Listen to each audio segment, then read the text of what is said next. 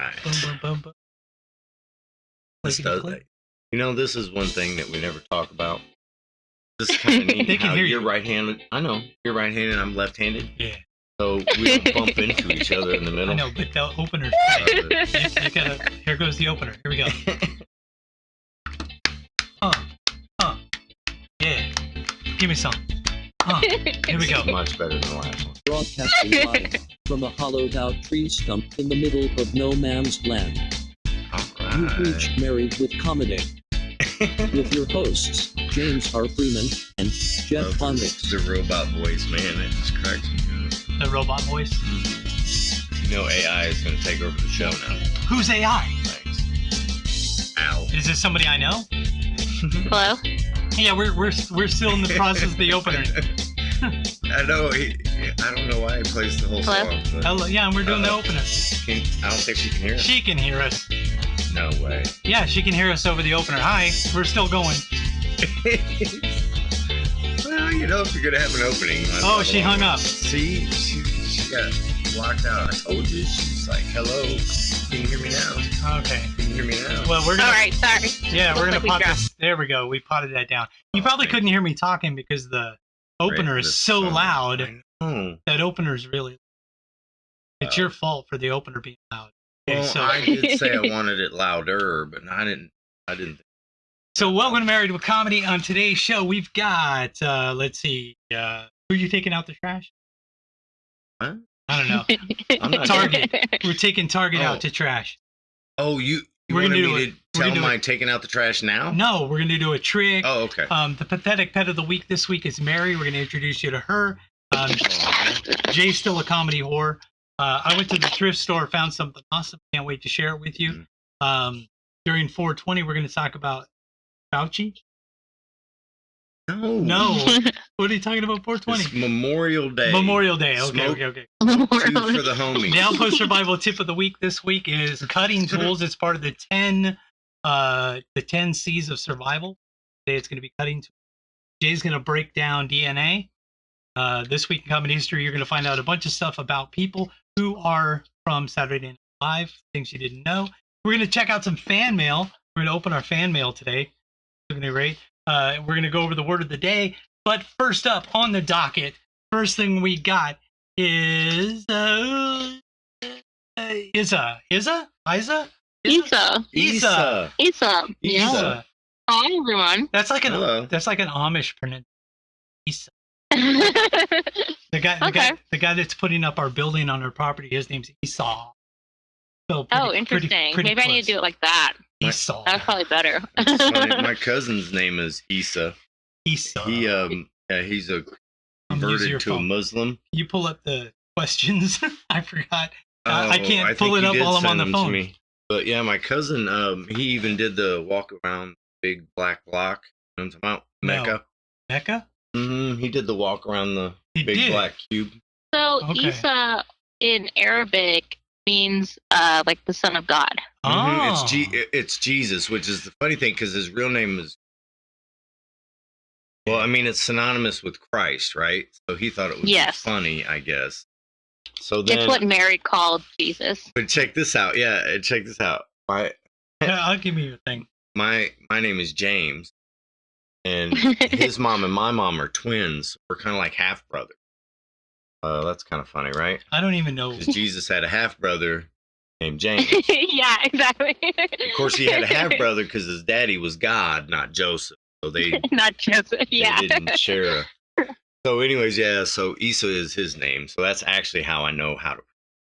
But yes, I Okay. used to be an evangelist, and I don't know how to pronounce shit. I So don't know how to pronounce the reason none of why I go by Isa is because my actual name is Isabel, but I was a Right. teacher for a long time, and I don't like my students looking me up. So it's a new name that I've acquired, and it's also the name that I've chosen after my divorce. So it's been really interesting whenever my friends meet Yes. You some of know- my new friends, and they're like, "Oh, we only know her as Isa," and it's like, yeah, it's because of the time They're frame. so easy on women when you do the name thing, when you get married and when you get divorced. It's crazy. I looked into actually getting my last name changed to my wife's name. Yeah, Yeah, so I would have a hyphenated name, kind of in reverse, right? I was trying to be funny or anything. I was just hiding out for predators. So, You want to be supportive. Yeah, I want to change my name, but for a woman, it's one way, but for the guy, it's different. You had to pay like $180, and you had to run your name in the paper for like 6 weeks, and then you had to announce it. You had to clear your debt. You had all these crazy things. I'm like, really? That doesn't sound like that's a normal process. She goes, well, it's not a normal process, sir. Most men don't change their name. Yeah. Like, thanks. You are the root of the problem in this conversation.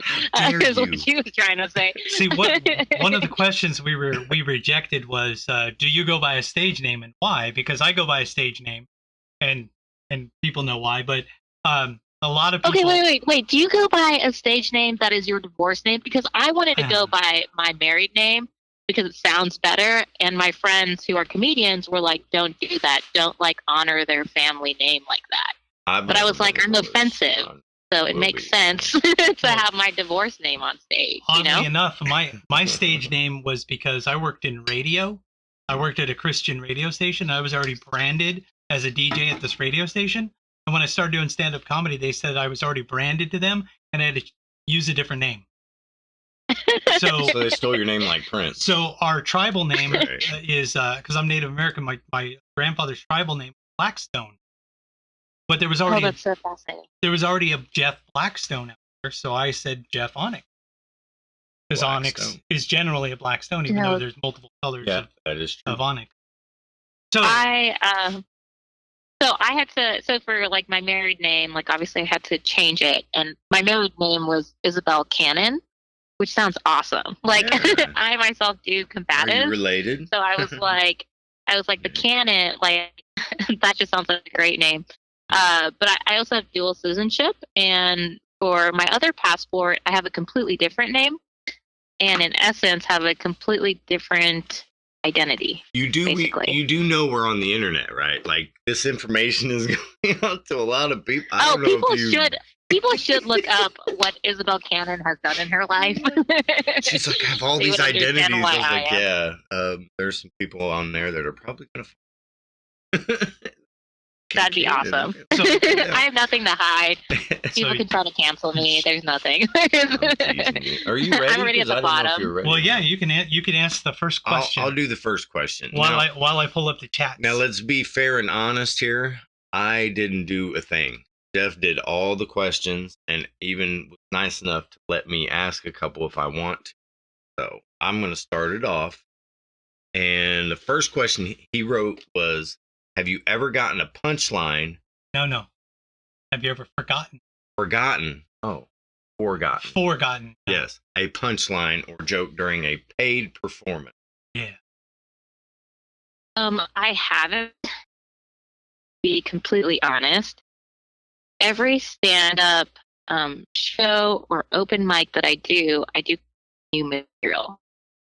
So no, what the. And I don't really get it right, mostly because of the line of work that I've done before. I actually never thought I was funny until recently. I visited art, and he's a comedian. He did for his career, and we were just hanging out and just talking and just catching up. And he kind of looked over at me and he was like, "You do stand up," and because a lot of things in my life have become hilarious, but at the same sad. Yeah. Hey, he was like, "You're natural. You need to get off stage." And so I drove back to the city, and the first open mic, and I really killed it. I did so great. And so since then, I've been having different shows, and yeah. That's a little bit about me. I don't know how many of the questions covered. Yeah. Hey, already, but that's okay. So this is not one of the questions. Your phone keeps gurgling like you're in a bad reception area. Are you okay? You in a good reception area? I am. You need assistance. So I should have great reception. but I also live in an RV. Well, there you go. You're kidding. That's awesome. That's Yeah, so yeah. weird. My wife Boondocking. and I just bought an RV. Boondocking. That's so weird. Yeah, van life. Literally, Yeah. we closed yesterday, wasn't it? Van Was it life. yesterday? I don't know. I don't think know it was anything about yesterday your or the life, day bro. I told you. What are you talking about? Yeah, make All sure you right. don't lose that again. Okay, so Okay. can you give I me in did, one but sure. sentence, elevator pitch, basically an elevator pitch, one sentence for you as a comedian? Okay. Asian Hispanic comedian navigating divorce life. It's probably the best way. Wow. There you go, All divorce right. life. She's done that before. That was perfect. So I've been. All right. You've never been divorced, Jay. I never will. No. So I've been divorced. I'm not doing that. I will fake my own death before I get a divorce. I started doing stand-up comedy because my ex-wife left me to marry her brother. So that's how I became a comedian. Oh my god. Yeah. All the stories going to open mic talking about how my ex left me to marry her brother. It's hilarious. Your life is horrible. I know, and I feel so bad laughing, but I'm thinking of all the jokes you used to tell. It just cracks. Okay, so how do you navigate relationships and comedy? So, right now, currently, me, the RV, and my cats. But I think that's a great question to ask because I've been divorced now for 3 years, but I was married for close to 7 years to my sweetheart. And when it comes to relationships, it's really hard for me to not want to use that information for comedy. Like, did you just laugh? Like, because you understand, or is that a terrible trait of mine? But I'm obviously being married. I've had to deal with some of that with my wife, and before we got married, it was worse. Like, why would you tell people that? And I'm like, they don't know it's true. When I say it's a true story, they think I'm joking. They don't know that it's really true. All of my stories are true. Yeah. They're true in a sense, but they're also not. And so, and I have, I guess I have had relationships since, but I would say that I'm straight. So the men that I date are very excited that I do comedy, and I find a lot of people who love comedy. You know, they listen to it by themselves. They make up their own sets, but they all have stage fright. Gotcha. Oh wow! So you meet the wannabes, but can't. Oh no! Do we drop her? Yeah. Oh, she'll call back. She'll call back. Should we have her call on? No, she'll call back. It's not your phone. It's sorry. Yeah. It's her phone. I don't know where you heard, but I basically said that that you find the guys people that who I tend date, to want to do it but have stage fright. Yeah. They enjoy comedy, and so unless I think most of the things I say are very true. So, and it's never kind of like in a demeaning or like negative light. So they appreciate me coming up with jokes. I don't have anything but negative light for my ex. But negative light. You know what's funny? Like, okay, so I've got Asperger's syndrome, so I can't like not tell. It's hard for me to tell fibs. You know what I mean? It's hard for me to lie. Yeah. So when I talk about my ex, I just like blurt it out. Yeah, so I have I do not have Asperger's, but I definitely have a very hard time in real life lying. Right. Well, and it comes with being on the spectrum, trouble reading body language and things like that, and that's one of the things that we share is the hard to tell what people's facial expressions mean sometimes. I think those cracking a joke and laughing, meanwhile the person across from you has got a steaming face, and you think those tears on their eyes mean that they're angry or sad. I'm not sure. So bad, dude. I have no clue what's going on. Hey, what's your favorite venue and or town to do comedy? So right now I've only done comedy in Kansas City, but I think I'm gonna do a show with my friend in Arkansas. My favorite town to do right now, like my favorite venue is called Harley's Hideaway, because the owner is incredible. Hulan used to do film. He just brings in a lot of a different crowd, and he's just a great person.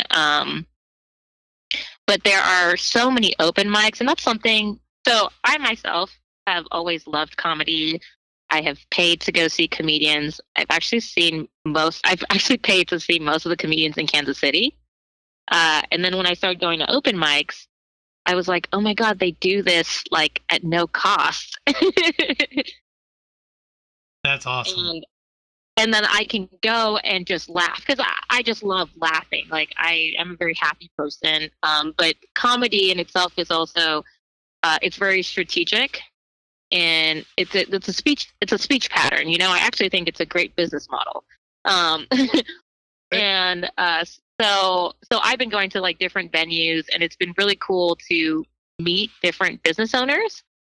So I just feel like, I don't know if you guys had, when I was in high school, you know, I had the job, like the job where I'm like a waitress at a restaurant, but I'm a waitress at a restaurant that I have always been going to. And then you have like this completely different perspective because you're like behind in the kitchen. Yeah, the kitchen people that's exactly are so different. what comedy feels like. Yeah, I had a cook like pull now a I knife have on this me once, completely different perspective of like the entertainment industry in Kansas City, and everyone is so connected. I was going to plan a trip to go to Chicago just for fun. There's like a miniature museum out there. It's the best one in the world, and it's not that far away from me. And and so I was like, I wonder if there's any open mics, you know. And this girl recently posted in the comedian like Facebook group. She's like, hey, I'm in town and I'm from Chicago. And so I messaged her and I was like, hey, can I'd love to do an open mic. And she sends me this list that's insane. I mean, there's so many opportunities, and I'm just starting out, so it's just really exciting to find like connections and all of these people doing this. Yeah, when I first started working, I worked at Disneyland. And after going to Disneyland a lot, and then you work there, it ruins the whole thing. Where did you say you started? Yeah, where did you say you started?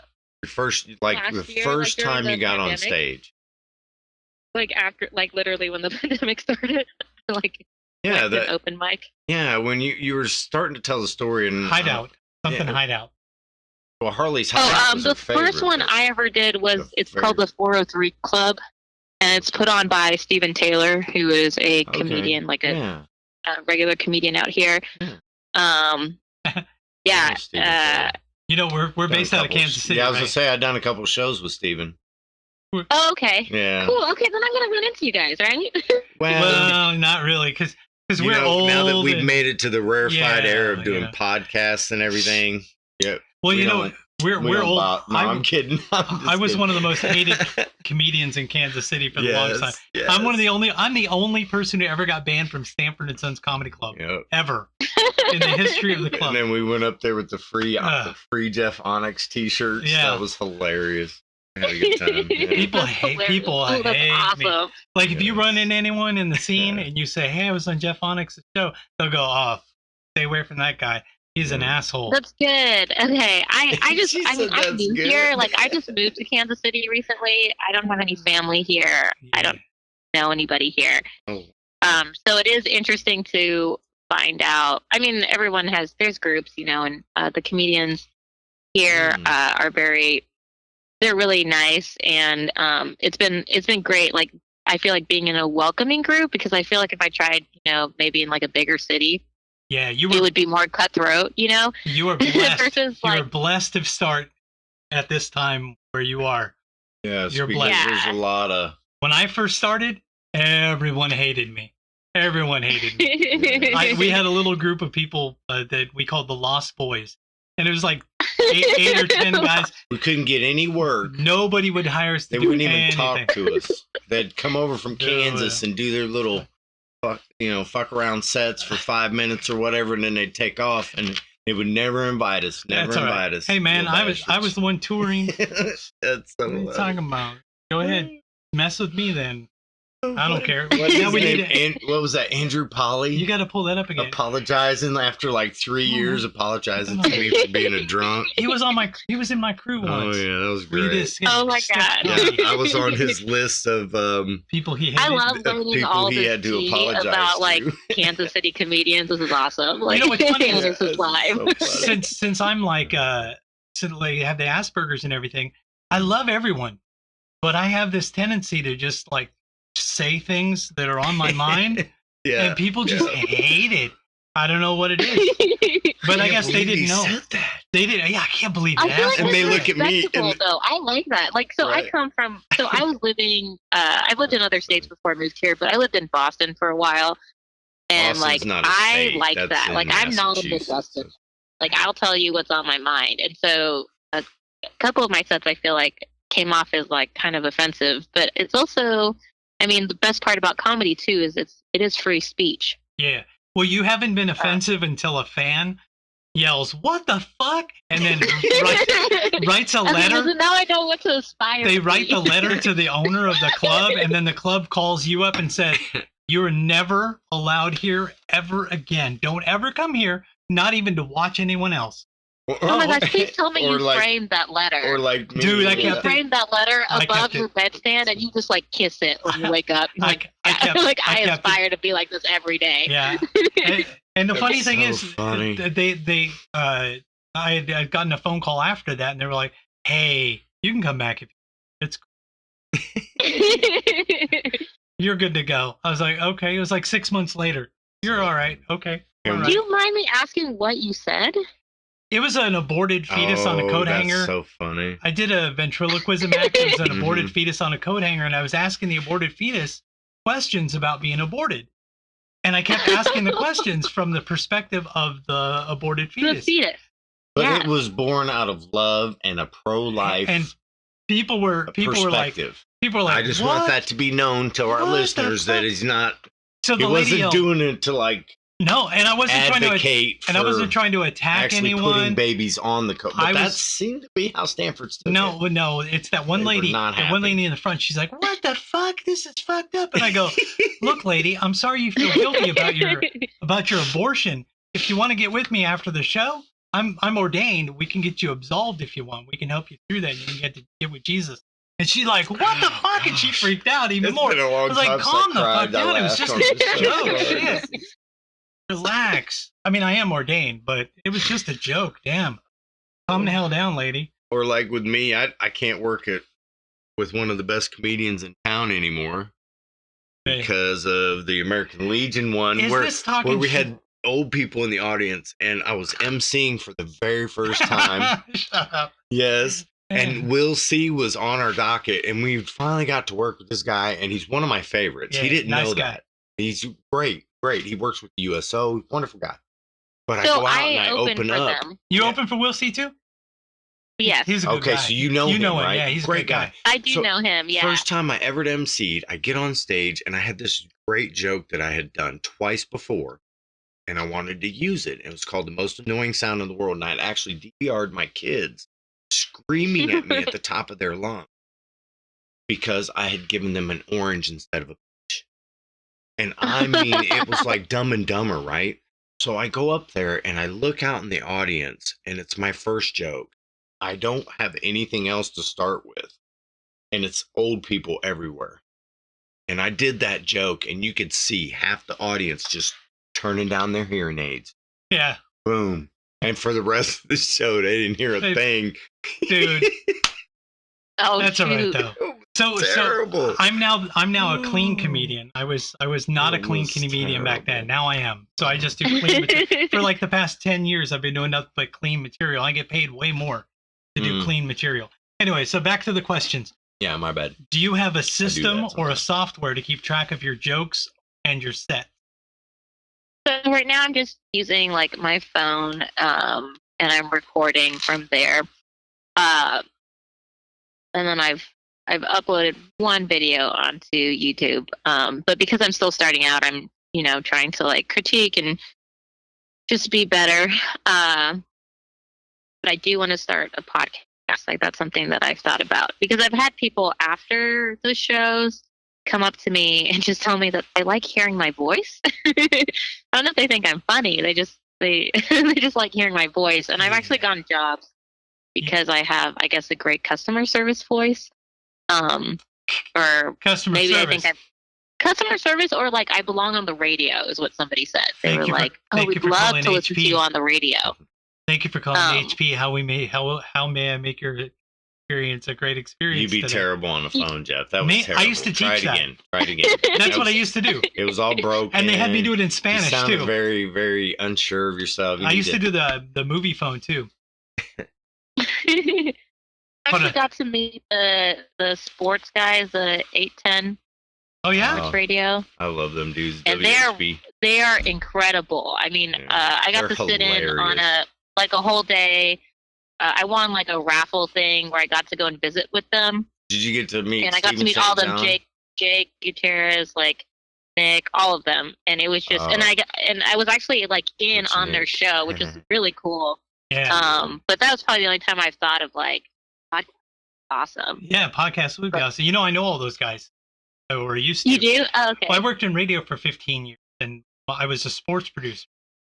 So I used to produce like high school sports, football games, baseball games. You know, I was the Missouri Mavericks producer for their radio show, you know, the radio broadcast.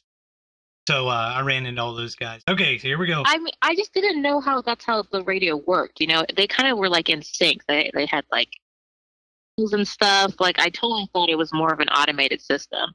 Yeah, no, no. But it's not, and it's an art form for sure. Mm-hmm. And it made me totally appreciate radio. Like, well, it's like this technically is a live stream podcast, whatever you want to call it, but because we're streaming live on a radio station, even though it's, you know, we can cuss and everything, but I designed this based on the production techniques being a producer on radio before, so that's why ours runs like a radio show. Okay, so who is your favorite comedian or comedian and why? Okay, so it's definitely, at least right now, it's Ali Wong. And she's I don't know if you've seen her. She's had like a couple of Netflix specials, and then she made a movie. But she's a writer for this TV show. It's something off the boat, like Fresh Off the Boat. Yeah, that's what she was writing. FOB. And then she started doing comedy. And she's an Asian. Obviously, she's an Asian comedian. I myself am also Asian, and I do put that in some of my jokes as well. I can kind of see that from your picture. We're looking at your picture. Oh yeah. So one of the things that I definitely make fun of is that so many people don't know what I am, and they like to assume that I'm something, and then I just like run with it, and that's perfectly fine because the mix of what my parents are is so rare that nobody would know. Like nobody would figure it out. My dad is from Chile, and my mother is from Singapore. Which is hilarious in its own way because English is their second language. So Singapore, what that Thai? What is? So Singapore is not really nationality. Singapore is made up of like multiple ethnicities. I don't know if you've watched. There was that movie that came out. It was like Crazy Rich Asians. Yeah. Yep. Right. That's supposed to be based in Singapore. So if you say you're Singaporean, you're either Chinese or Malaysian or Indian. There's actually a Singaporean group in Kansas City that I'm a part of. It's called like the Merlions of Kansas City. Pretty cool. But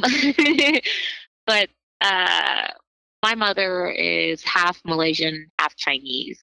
So that's the Asian mix, I guess. Okay. That's way cool. Remember there used to be that comedian guy from Texas? I grew up in Texas. Used to be that comedian guy. Well, from he Texas, used to be a big. Like, can I say something super offensive? Yeah, go. I don't care. Okay, you guys don't care. Now I know that. Hopefully, it doesn't no one offend cancels us. me or sends a letter to you guys, and they're like, "Please don't ever put her on again." Well, yeah, but we believe in liberty and freedom of speech. Okay, cool, awesome. Okay, so a lot of females go into comedy, right, for different reasons. But like one of the things I feel like from seeing other female comedians is, maybe I could aspire to be on a movie with a hot actor, right? But knowing myself now, I guess like the highest aspiration for me on a movie would be, you're gonna find it so offensive, would be playing a Native American, only because so many Asians play Native Americans. It's ridiculous, Yeah. Like Henry Standing Bear is Filipino. Yeah. The lady in Wind River is Malaysian. Dude in Wind Like there's, Talker. and so I get and living out here in Kansas, like I get mistaken for Native American a lot. And I think it's fascinating because I'm like, oh, they're beautiful people, like that's really great, but it's also kind of ironic, like so yeah, so that was a joke, and I know it's super offensive, and I haven't said it on stage yet. Well, we've got like I'm Native American, but I don't look it. Redneck Pimp. He looks. I know, right? He looks. He just Redneck Pimp looks a little bit more. too. We've got a guy in our group called Redneck Pimp. He looks a little bit more. Excuse me. He 'cause he's said Native I'm American. native. It's not funny. Yeah. LOL though, because he thinks everything's funny. That's- Yeah, that's funny in itself, right? Yeah. But if you're gonna play a Native American person, or if you come across any natives, go like that, make your like that, and also dang. Yeah. Dang. Dang. Hey man, I lost my hat. Dang. I found my hat. Dang. It's all dang. Wrong, but and it's funny. And If you are one, I you could be can say standing it, across so. the room from somebody else, and then all the other natives will turn around and look at me. I turned too. Was that you? Yeah, it was me. And then I speak Spanish at them, and they're like, "What? There's something wrong with you, Yeah, I'm bro." beautiful. Like I cussed out that lady at the cricket store. She was talking behind my back in Spanish, and then I cussed her out in Spanish. And she's like, "What the fuck? What is this with women saying what the fuck at me?" Whatever. Okay. You just have that effect on people, Jeff. Who is Everybody but me. the last comedian that you performed with? Monisha Williams. Mo, you know Mo. She hit on you? Yeah, and Mo is great. Mo's She's incredible. We hit on the same ladies. Sorry. Mo's awesome. Yeah, I met her briefly. What do you mean you met her briefly? You guys used to be I'm- comedy partners. No, she let me check her underwear because I was working at the dry cleaners. No, I actually did. And it was funny because I was out there, standing out there smoking a cigarette. And I wasn't supposed to be. That's So I ended up being out there when Monisha Williams was out there. And Mo's pretty cool. Remember you guys used to do the sketches here, and then you were running around and you gave it away, man. I was telling a lie. It was perfect. you were running around doing the sketches, and then the lady upstairs goes, "Hey, can you tell them to never come back? They're scaring people." That's funny. Okay, Yeah. there you go. She's great. You can man. ask the next one. She should be great. I don't know. Is that the next one? COVID. Yeah. That's the one you can. This one. Okay. All right. He's throwing me some biscuits here. Yeah, so you do you tell have one of anything them. coming up that you're doing? Yeah, I that you have really a want people show to- on June 18th That's cool. in Kansas City, Kansas. All right. Mm-hmm. Where's that going to be? In Kansas City, Kansas. I know the address. No, but they're making the flyers. You know I'll the be venue? Putting out that Yeah. information What soon. the venue is? I don't know what the venue is. Oh. Who's in it? It's Anthony. Oh, that's a great question. It's gonna be over at Anthony's She house. don't even know. and, It's like, all right. I don't See, even you- know the in people his it. backyard. It's gonna be at Anthony's house in his backyard, and he's gonna have tiki torches. It'll be great. You're doing great. See, you say Comedy yes and show. you work out the other stuff later. How many minutes do the you need and how event much do I get paid? Well, see, but that leads us to the next thing, That's right. which is, do you have a website or a way that people can find out more about you? I have an Instagram that I use right now, and it's ISAEGROW. I might make videos, but I doubt it. I'm just not like a social media person as well as other people my age. Yeah, I don't. I hate Facebook. But I haven't used Facebook.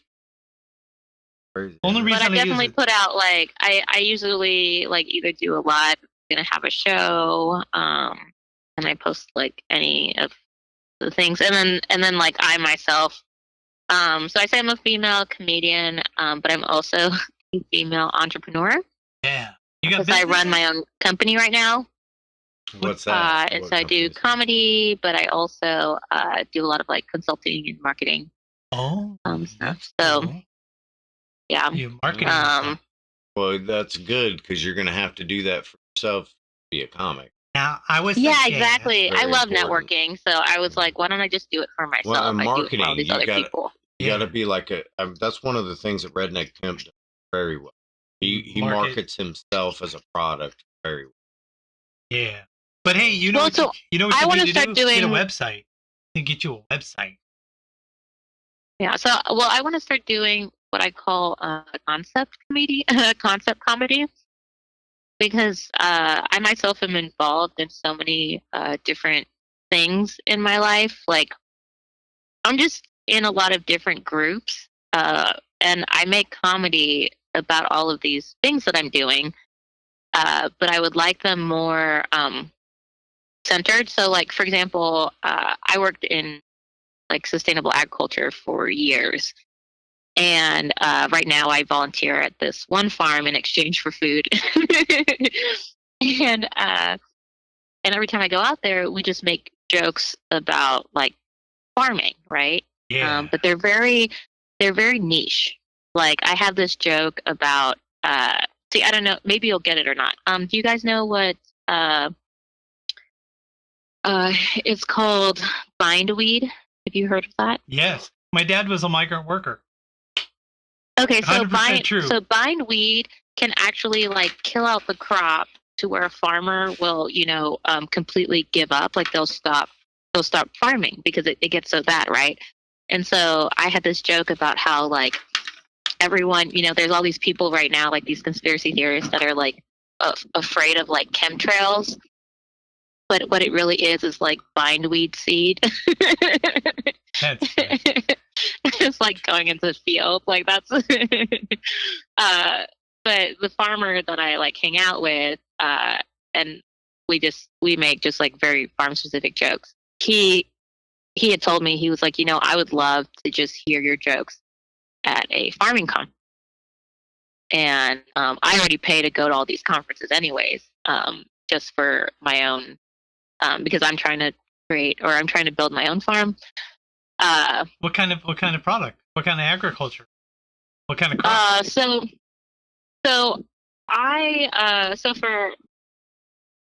have my master's in education, and I used to make curriculum for different companies, like training curriculum or educational curriculum. And I'm trying to buy land right now so that I can create kind of like an outdoor educational facility. I've worked on multiple ones, like when I was younger. And yeah, so I'm trying to do, I want to focus on, there's a specific type of growing. It's basically incorporating like native plants with other crop and just creating a biodynamic garden is basically what I'm trying to do. But that's awesome. interactive, that like kids can go to and adults can learn from. And yeah. Yeah, like I if, just and feel if like somebody want to learn about homesteading and growing certain Yes. foods, then they could go to that. Exactly. Yeah. If anything, I just feel like so many people are looking for a space to just be themselves, Yeah. And so many things cost like so much money to do. Like right now, I'm building my motorcycle from scratch. Like I tore it apart and then I'm building it back up because I wanted to learn the mechanics of it so that I could take care of it. And What is it? what is it? It's Yeah. okay. So it's really cool. It's a 1971 Honda CL100. It's a tiny little bike. Yeah. But it hasn't been ridden in 50 years. Like it was all like rusted up. And there's this garage in Kansas City that I go to, and they like help you out. But I'm also doing it because those skills of like putting the bike together are all basic skills that other companies, you know, kind of require of you. You know, like you learn a little bit of welding, you learn a little bit of I don't know. It's just super fascinating, and I feel all like the problem solving that comes along with it. yeah, it's a puzzle. And the thing is, like, and this is something I didn't know about motorcycles. You can, you know, you can manipulate the structure and you can create a different bike. And one of the business owners there who like owns this garage, he literally took a scooter that wasn't able to go past 25 miles per hour, and he created a new engine, and now it can go like 86 miles, and he broke the record just for just playing around in the garage like that. You know, that's super fascinating. I don't know. I feel like there's a lot of opportunity, and I feel the same way about plants. Like in agriculture, there's so many different ways to do something. Yeah. And I feel like our society just tells us, you know, like there's this one way, and they like try to like really like enforce you to think that that's the only way to do it. Not only that, I got a story to tell. We were doing sketch comedy, right? So I go into Home Depot and I'm like, hey, do you have any conduit for air conditioning? And the guy said, what are you using it for? No, I don't need to. I just need to tell me where it is. I'll go look at it. Well, what are you using it for? I don't want to tell you what I'm using it for. What does it matter? Tell me where it is. Well, it depends. It depends on, you know, what you're gonna be making with it. That determines where. I'm actually just gonna make it into a road. I said, well, we're doing a sketch about a pedophile who has children locked in his basement. His name is Ray Pugh, and it's called Ray Pugh's house. We're going to Ray Pugh's house. And it's about the only way he communicates with these children is through the air vent, and he gives them food through the air vent and talks to them, and they're little puppets that come up the air vent. And the guy goes, "That is fucked up, dude." It's like, yeah. So tell me where the damn vents are. Tell me where the air conditioning stuff is. Please, man. You made me tell you. I was like, I didn't want to tell you. I know what I'm doing with whatever I'm doing. I don't need your advice on how to build it. Yeah. Kids these days. But hey, it has been awesome talking to you. Isa? Yes, Isa. Isa. Yeah. Job, so Jeff. apparently you can find Isa on Nowhere. Instagram. And she'll be like somewhere in That's Kansas a good City, start, Kansas. I guess. Hanging on out June over 18th. there. June 18th. So if you're on Facebook, you can go to the KC Comedy, or is it Kansas City Comedian Fans? Have you posted in there? You post anything? No, I haven't yet. You should I should. post in there. Yeah. Well, and they have the KC Comedy Well, no, but I'm saying our community or website, whatever, right? our website points to the Kansas City Comedian Fans because it's an open group. So we tell people go there. So yeah, Kansas City Okay. Comedian Fans. Yeah, Okay, I'll post on there. Yeah, there you go. Or is it Kansas City Comedy Fan? I think it's Kansas City Right. Comedian Fan. Kansas If you go to City kccomedy.com on the Fans. I think it's homepage, KC Comedy. you click it, it goes to that group. Whatever it is, Okay. that page. All right. Don't go to kccomedy.com because that's where you'll find it. No, it is kccomedy.com, and on the homepage, it has a link that goes to that Facebook page. Sorry, I couldn't resist. You don't know what it I'm was talking good about. meeting you, Issa. It was very nice talking with you.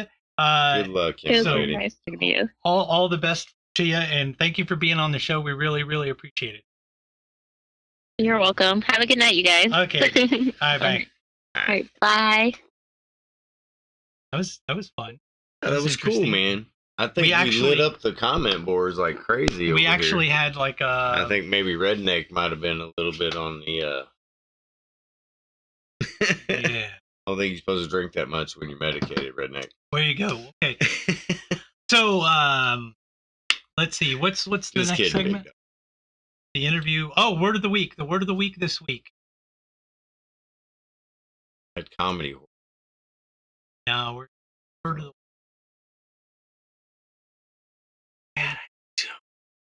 I'm going to take her picture off. Yeah. I mean, you know. The word of the week this week is not transvestite. I was gonna say for I have real, the wrong word not on that. transvestite. Not transvestite. someone who cross dresses, dressing like Vax. personally off There, gender. boom. Dressing outside of gender. There's only two genders, so you'd be dressing as Today's- the opposite. Today's word of the day Dumbass. or word of the week is transvaccite. Transvaccite. A transvaccite is a person who identifies as having been vaccinated, even though they haven't actually been vaccinated. An example of that is, although I was not born fully vaccinated, I identify as vaccinated. Or in other words, I am transvaccite. Transvaccite. So that's the word right there, transvaccite. What do you think of that? Is that cool? I think that's crazy. I didn't like Oxford It's Dictionary now. Urban Dictionary. It's urban. Okay, that's All right, so here we got. Oh goodness, fan mail. Fan mail. Gosh, we're doing fan mail. Fan for mail. real? Okay, so if you haven't noticed yet, or you haven't figured it out yet, if you wanted to send us fan mail, you could send fan mail, care of Comedy Vets, P.O. Box 369, Lathrop 65, and send us fan mail. You can also go to our website and check out the archives that we've got going on. Married with Comedy Tom. Yeah, that's one you sent me. I'm just making. Okay. I didn't want to say that and then be a jerk.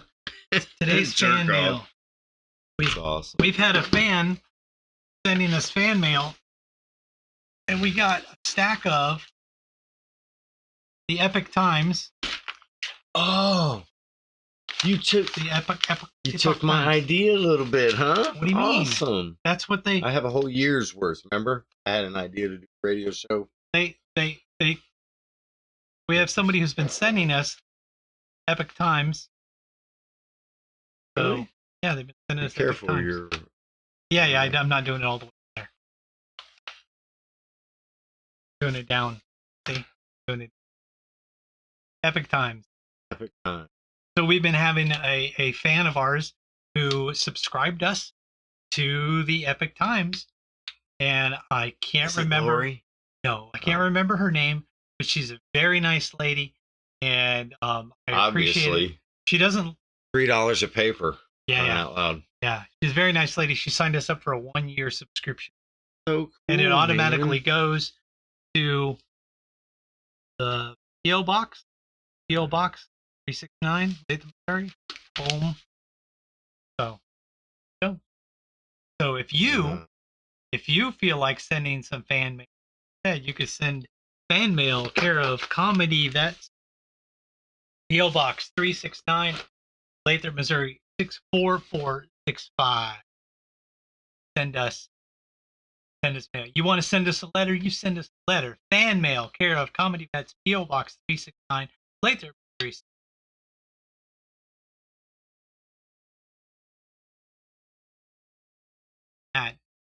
That cool. That. I'm looking. You know what's really funny?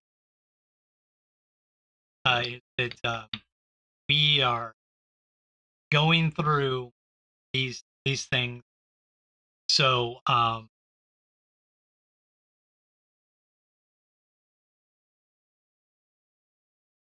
here we go. Ready?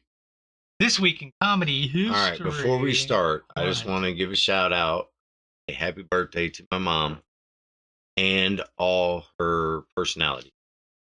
Okay. Because she's a Gemini, so she's got Gemini. at least. All Love right, you, so Mom. this All right, go week in ahead. comedy history, May 24th through May 30th. We're going to start off May 24th, 1975. Will Sasso's born. Will Sasso, best known as a cast member on Mad TV, many seasons. You might not know his first acting job was in 1993 in one episode. Happy birthday, James. One episode of the Fresh Prince of Bel-Air. His first acting job, 1993. Really? Fresh Prince of Bel-Air. One episode. Wow. All right. That's cool. So Will gave Will his big break. Yeah. That's cool. Yeah. That's Will S. Gabe Will S. Yeah. January 13th, 1931. 1931. January. Oh. Charles Nelson Riley was born. Oh, another Riley's. And he spell it right? He died May 25th. He sure does. Good for you. May 25th, 2007. Like Prince. Best known for his TV, stage, and movie roles that span from 1960 to 2000. But you might not know that in 1985, the Dead Milkmen did an album called Big Lizard in My Backyard. Uh-huh. And they referred to Charles Nelson Riley as a Jesus figure and an orgy centerpiece. So, yeah. Jesus figure. Jesus figure and an orgy centerpiece. Now, the orgy centerpiece I understand because it's the Riley. But Charles Nelson. Yeah. Like, I can't shit, I can't piss. Yeah. Wait, I can't piss, I can't shit. Got no people. Nope. I know. I know, I was trying to think. I can't. Show. Okay. I know, I was trying to song at all. There's a big lizard in my terrible. backyard. Yeah. Well, that's the one song. But Yeah. it was multiple songs they were I don't referencing. remember that song, but I remember the band. May 26, 1987, Josh Thomas. Best known for winning the Melbourne International Comedy Festival 2005, Melbourne, Australia. Huh? Guy from Melbourne, Australia. You might not know he was diagnosed with ADHD at the age of 28, and he also he's also autistic. Wait a minute. It's autistic. He has autism And ADHD. but he can't sit still Yeah. and he talks all the time. Yeah. He runs around. I don't understand. Maybe seems like May those two 27. things would not be on the same docket. May 27, 1973, Jack McBrayer was born. Yeah. Best known for his many characters Holy on Late Night smokes. with Conan O'Brien. The Gemini, huh? Watched the campaign. You might not know, Is when he that was what it's 18 called? years old, he suffered from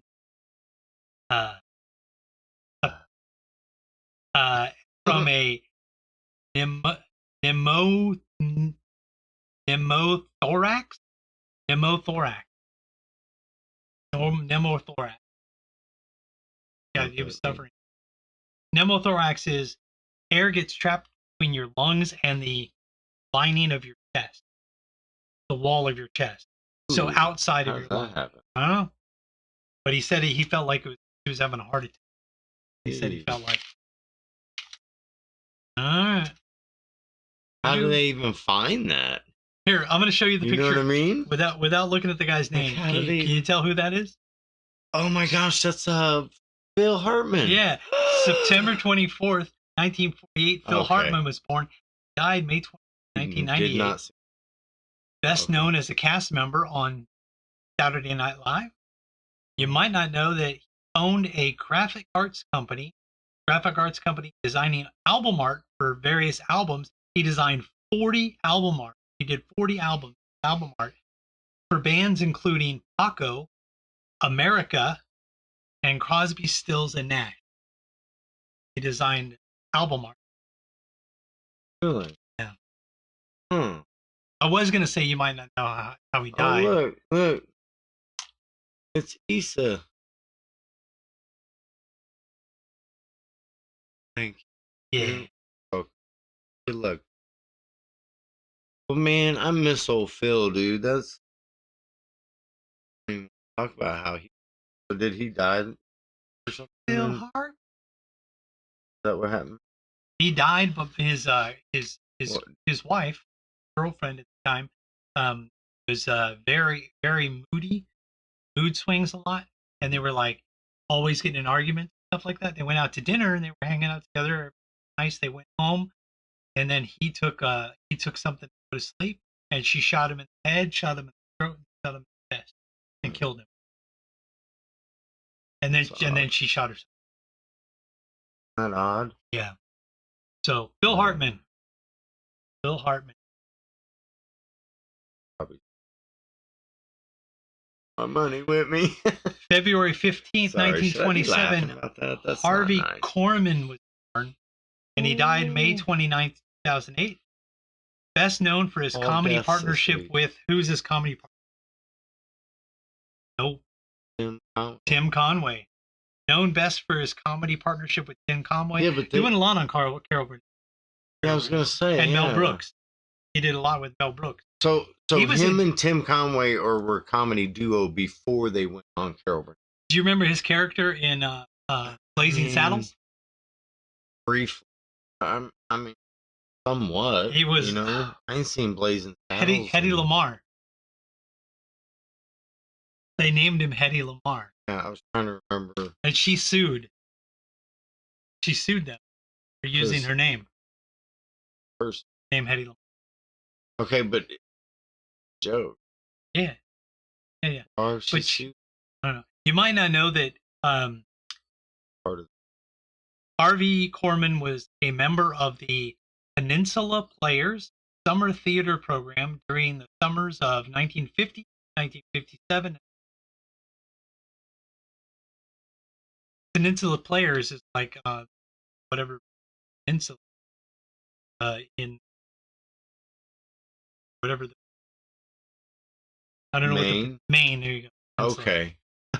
I was like, I don't know, bro. I don't know geography. there's Florida, and then there's Maine, and then there's California. It's not a whole lot of options. There you go. Sorry. April You just 24th, had me all messed up. 1953. John Fox was born, and he died May 3rd, 2012. Why is the name familiar? But I'm looking at his face. I Known don't as the recognize Nick him. Nolte of comedy. You might not know his first show was on June 14th, 1979 at the Comedy Store. You might also not know that he was you talk about my choppiness. You also I might don't not know hear what that he's saying. he said my I know, but I don't hear it. yeah. Well, it's because the thing what it'll do is it'll cut out the volume period Oh, gotcha. because it's filtering problem. Anyway, you also might not know that he was on with what are those guys called? I don't know. Like I said, I vaguely recognize the name, and I don't recognize the guy's face. Blue Collar Comedy Tour with what's his name? He was on Blue Collar? He was on Was he like the opener? well, no, or he was on a something? DVD with Jeff Foxworthy and the other guys from Blue Collar, but he Was wasn't one of one the of opening. he wasn't one of the comedians? Blue Collar guys. Right, he was one of the openers, one of the fluffers or whatever. But he toured with those guys and he was on DVDs and stuff with them, but it wasn't the Blue Collar Comedy thing. It was like the Something else. Rednecks comedy or some junk like that. Gotcha. I know that one. Yeah, I gotcha. So that was this week in comedy history. Yeah. This week in comedy history is in the books. bag. Oh, In the look, bag. comedy in the horror is books, up there. In the bag, in the books. in Take the that off there, bag, comedy in the horror. books. You know, we're gonna do Breakdown. Shakedown. Breakdown. Watches the crowd. breakdown. Shakedown. I think I'm pretty You're much done with this. busted. Mm-mm. Breakdown. Yeah. Shakedown. You're gone, honey. Just about the time you're thinking it's Boom. over. Done with that thing. I don't want it anymore. We done? Yeah. Breakdown. Fuck, man. Where's it say breakdown at? Boom. Thank you. All right. So I'm breaking down DNA. And if you haven't seen it, that's because it was a shite movie from 1996. It was a B movie. He was until Larry came on. He was one of the blue collar comedy guys until Larry the Cable Guy came on. Gotcha. Okay, I didn't know that. Anyways, the reason I brought up this movie is it was on YouTube for free. And I was doing some dishes, so it was cheap and easy to check out. And it had Mark Dacascos or whatever his name is, the Capoeira guy. He's the one who brought Capoeira to America, made it big or whatever. He does a lot of like action movies or whatever. Yeah. But generally he does martial arts. In this movie he did not. And then the guy from Seven Seals, I think it is, with Demi Moore, the guy who played Satan. Yeah. I don't remember him from much else, but he was in it also. It's called DNA. The reason I bring up the movie is because it was made 25 years ago. Okay? And tell me how weird this is. It's about DNA from, well, they're trying to search for an enzyme. I don't want to get into it too deep because some of it's fake anyways, but they're searching for an enzyme, and this guy shows up and tells Mark Duplass, whatever his name is. I don't even know his name. I can't remember it now. But tells the guy, hey, I think I found what you're looking for. But what he's got is something totally different. Well, the movie is named DNA. When he comes and tells this guy, I found this enzyme that you're looking for. And he goes, and the guy's, Mark was doing an equation on the blackboard to try to figure this stuff out, right? And he goes up to the blackboard to finish the equation and change it a little bit to show the guy what he was missing. And in the right-hand corner, it says RNA. Matter of fact, hang on a second. Let me bring that up. You gonna try to show the picture? Well, I don't know if I can try to show it because they gave me some flack about it. So you may not be able to put it on there, bro. Why did it give you some flack? Do you need to do sideways? Do your thing sideways? It says RNA and it says look. You want to try to put it on there and see if it goes on there? Yeah, you can't see that. Maybe like... No, you can't really see it at all, can you? No, that's what I'm saying. Turn it sideways. Turn your phone sideways. So it's bigger, you mean? Yeah. Oh, okay. Yeah, it is much bigger. I didn't think it'd be that much bigger. But see how it says RNA right over his right-hand shoulder? They made sure we could see that. And then right next to that, you can't really read it, but it looks more like it says look. Right? Yeah. But it draws your eyes to that. And very briefly, you see RNA. How do I notice stuff like that? Well, I've watched way too many movies. Oh. And luckily, I looked up and saw that at just the right moment. RNA. So anyways, so then I'm watching the movie, and 11 minutes and 11 seconds. Think about that. 11 minutes and 11 seconds into the movie. Exactly. A guy gets knocked off a cliff by, get this, bats. A guy gets killed by bats. Okay, so you go from DNA to RNA to somebody getting killed by bats. Now check this out. At 15 minutes in, guess where Mark goes? To a wet market, an open wet market, like an Asian. Now the idea of the movie is there's a creature that's found, okay, and then the creature they take the DNA from the creature and create something else. Huh. And bring it to life. Now, it's funny because my wife and I had conversations about when they bring up the ice cores. Yeah. You know what I'm talking about, right? They drill these big ice cores, they bring them up. Mm-hmm. Well, what people don't think about is, guess what else gets trapped in the ice? Bacteria. Bacteria and viruses and shit. Mm-hmm. So these people, for the last 70 years now, give or take, I don't know, something like that, for the last 70 years, maybe 80, have been taking these big ice cores out of the ice. But they ain't told us that they've been finding all these viruses and whatnot in these ice cores. It's cold COVID. So my point is it's not a far stretch to think about the ice cores, but then also to think about like them extracting DNA from something that's been deceased for a very long time, say like a mummy. Well, they were talking about doing that from like DNA of blood found in fossils. Well, and there's a theory that they've been doing it since the Germans came over. And that's why Jurassic Operation Park Paperclip. is actually a documentary. It could be, in a way. The point being that they've figured out a way to clone ancient material. Okay, so to take the DNA from ancient material and reconstitute it. And I'm saying the reason I brought this up is because if you add all those things together, they say COVID. They just do. So why is that? That's 25 years ago. It's a very odd thing to see something like that nowadays, because I never watched it because it was a B action movie. Yeah. You know, it was okay, but it wasn't anything that that was on my radar. Jurassic Park porn movie? Oh, God. Jurassic Pork? And they were trying to introduce DNA into the saliva of women?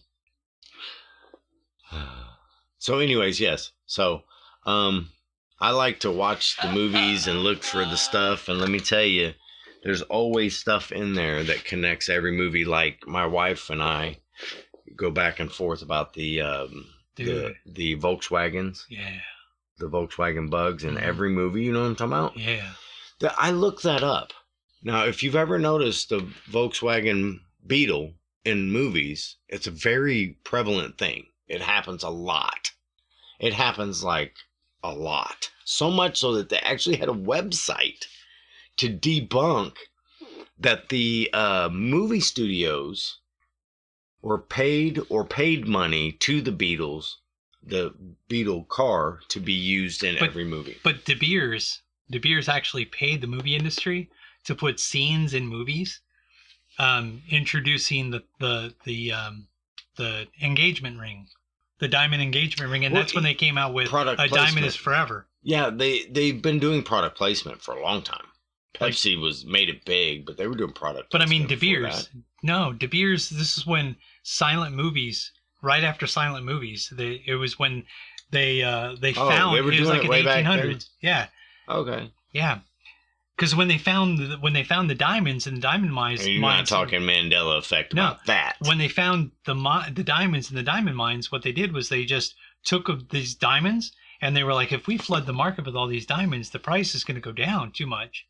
Mm-hmm. So let's put it all in warehouses. So they were putting diamonds in warehouses, and they came up with that campaign because they realized that only rich people could afford those diamonds that they already had, right? Mm-hmm. So then they took some of the smaller, lesser valued diamonds, and they made the engagement ring based on that. So De Beers actually created that whole thing. Anyway. Okay. So, yeah. Well, that's just like Santa Claus. But did you ever see the movie Swarm? Old Saint Nick was not a good guy. You ever see the movie Swarm? Or was it Bees? Swarm. I think it was Swarm. Swarm. Okay, that's one of the other YouTube ones I haven't gotten to yet. No, it's not a YouTube one. It's an old one from the 70s where they had a bunch of bees. I think they had it on Killer Bees. It was the Attack of Killer Bees or whatever. Okay, it's a movie about killer bees. I did see that. And they had a scene where a little kid was blowing a horn, and then the bees attacked the kid and went in their mouth. And okay. Yeah.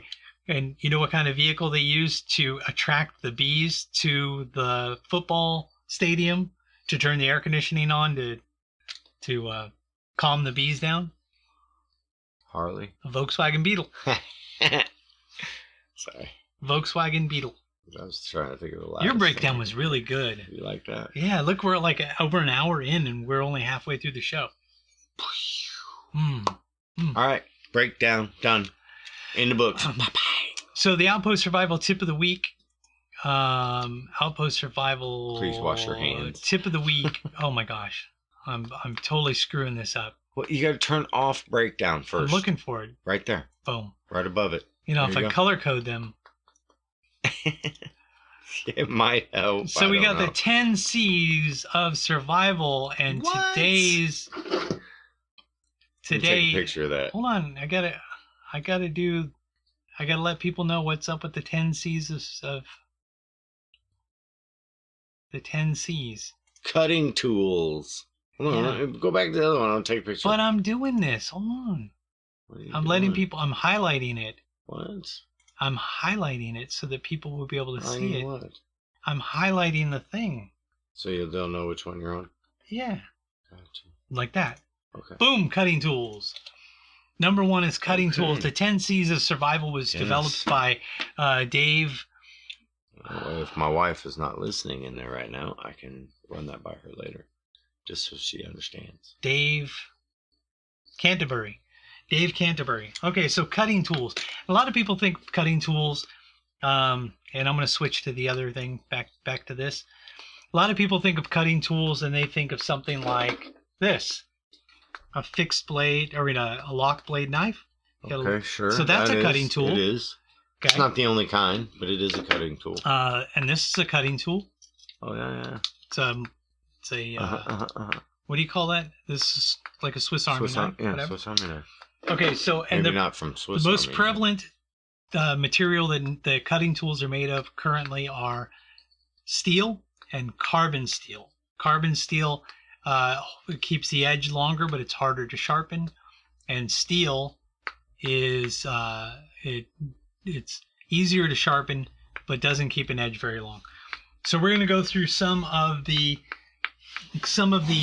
various knives and cutting utensils. I'm getting up because this is the one. And I I've carry. seen one that you got over here. I saw that earlier. So. Well, this is one I carry every day. And I need one of those when I get out to the booth.